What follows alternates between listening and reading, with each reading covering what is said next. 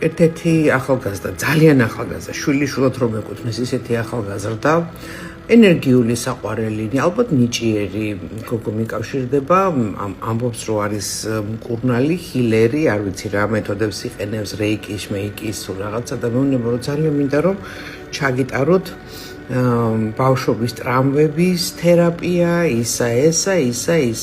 მეუბნება მე 58 წლის ქალს, რომელმაც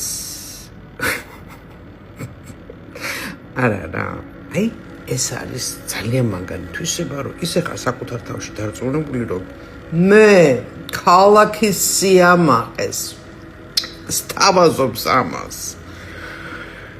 წარმატებები, სახელს და გვარს არ ვიტყვი.